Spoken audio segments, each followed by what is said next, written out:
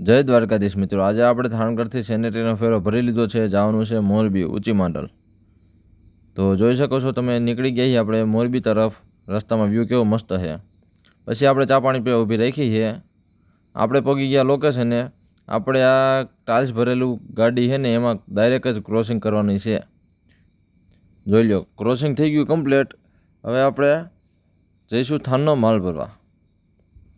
તો જોઈ લો, આપણે જતા હતા સનાળા રોડે અને મોરબી સિટીમાં જતા હોય ને ટ્રાફિક ન નડે એવું બને કોઈ દી. જોઈ લો, ટ્રાફિક તો જો ફૂલ.